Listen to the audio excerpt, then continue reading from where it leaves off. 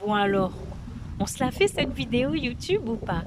Ça fait des jours, des semaines que je promets et je l'ai pas encore fait. Franchement, euh, bah ouais là, c'est une manière de relancer ma chaîne YouTube.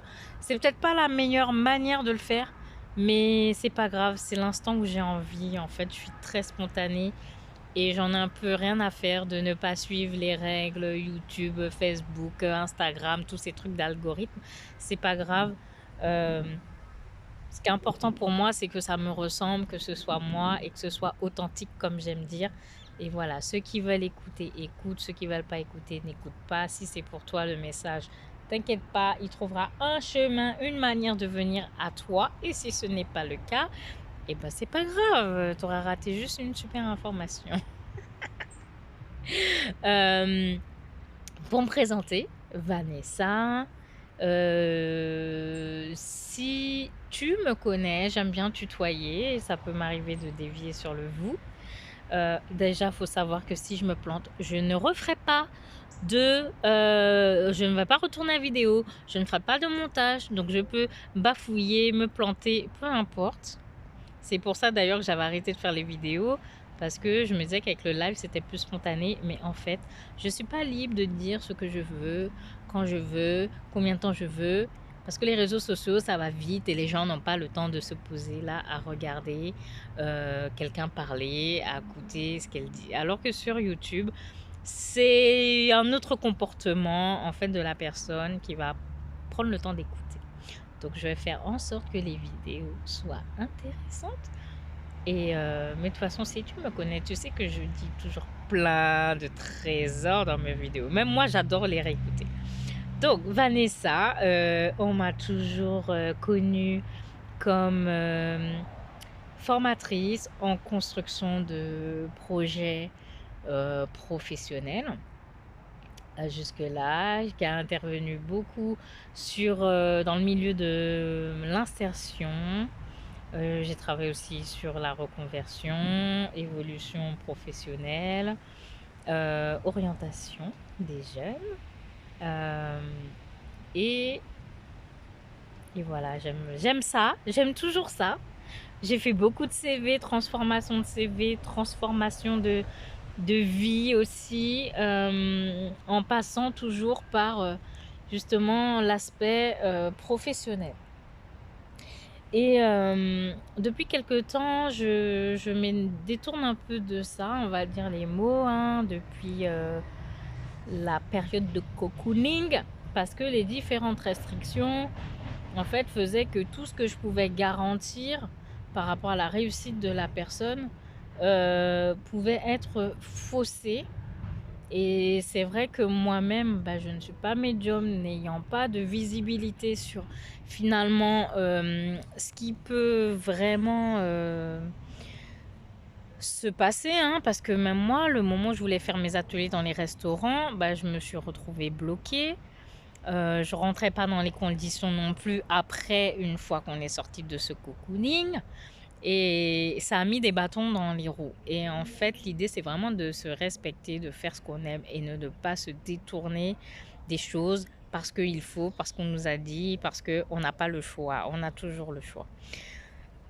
Donc, moi, j'essaye de remettre les choses à plat. C'est pas évident.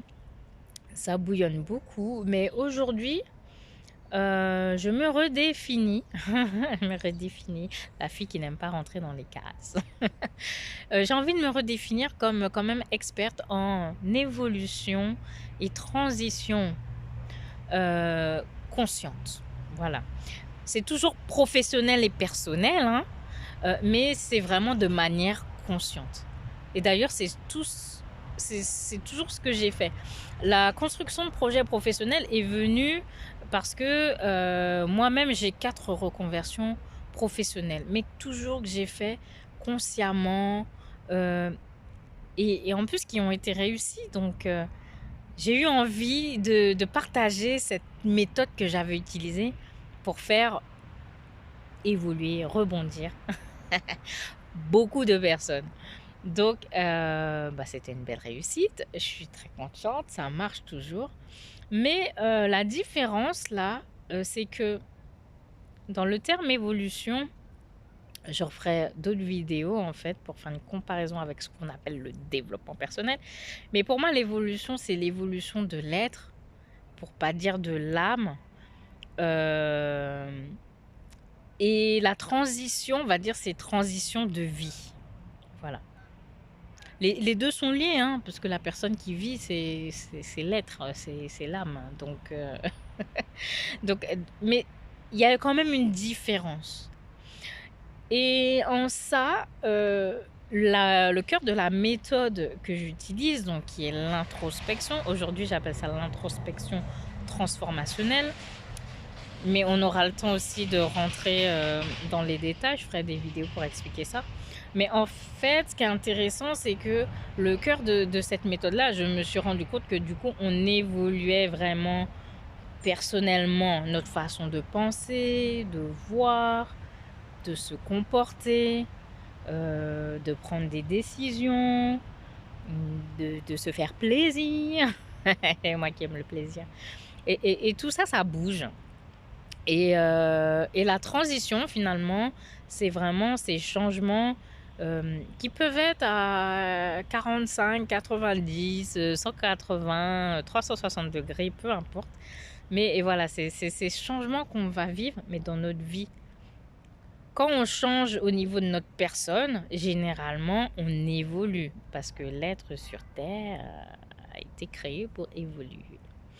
Et la transition, c'est un changement, mais c'est comme si on changeait de chapitre ou de période, ou voilà, c'est un peu ça en fait.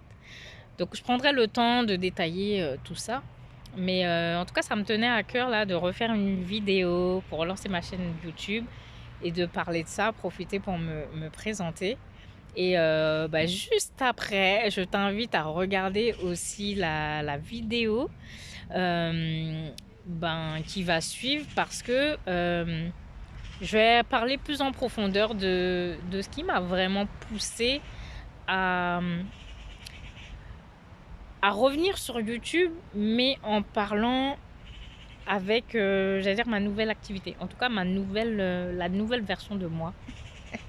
La version, donc pas formatrice en construction de projet, mais la version experte en évolution et transition professionnelle et personnelle, mais consciente. Voilà. Eh bien, à tout à l'heure.